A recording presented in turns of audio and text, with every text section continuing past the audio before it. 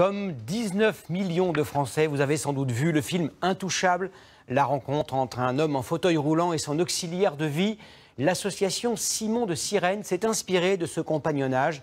Elle propose aux personnes handicapées de cohabiter avec des valides pour vaincre la solitude. Charles Divot et Erina Fourny ont passé la journée dans 2 maisons partagées. Il y a encore 4 ans, Laure et Gilles ne se connaissaient pas. Aujourd'hui, ils partagent leur soirée et leur quotidien dans une colocation un peu particulière. Tu prends du sucre, Maria, est-ce que tu veux du gâteau? Autour de la table, 3 personnes handicapées et 3 valides. Ils vivent ensemble dans le même appartement. Bienvenue dans la maison partagée. L'appartement est assez large pour que les fauteuils puissent passer. Maria peut venir nous aider pour faire à manger. Tout est accessible, elle peut facilement remuer la nourriture. Nathan vit et travaille ici. Sa mission, accompagner ses colocataires dans leurs tâches du quotidien. En tant qu'assistant, on ne perd pas non plus l'idée qu'on est quand même des professionnels et qu'il faut quand même qu'on ait quand même une vigilance pour certaines choses. Mais c'est vrai qu'il y a une vraiment, moi je peux le dire, il y a une relation d'amitié qui se crée et qui est très profonde.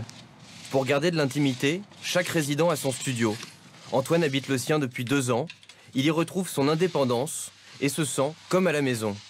Hier on a mangé tous les à 3 ici chez moi, donc c'était très sympa en fait. Là c'est mes affaires de rangement. Antoine paye 400 € par mois, un loyer calculé en fonction de ses revenus. À l'origine de ce projet, des familles touchées par le handicap. Et pour répondre à toutes les exigences, chacun a eu son mot à dire. Je me disais, on va faire ça à la campagne. Et là, les gens avec beaucoup d'humour m'ont dit, mais là, tu vas nous rajouter un handicap. Ces maisons, on les veut, mais en centre-ville. Face à la demande, une autre maison est en construction. Cette ancienne ferme de Rungis s'apprête à accueillir 70 colocataires. Ouverture prévue dans 1 mois. On a fait en sorte que tout soit accessible, donc la porte sera motorisée, il y aura juste à actionner un petit code et hop, la porte s'ouvrira. Les visites ont déjà commencé, l'occasion pour Léon et son fils Olivier de se projeter. Pour moi, c'est un réconfort pour l'avenir. Puis en plus, il peut être indépendant s'il veut et puis retrouver un groupe.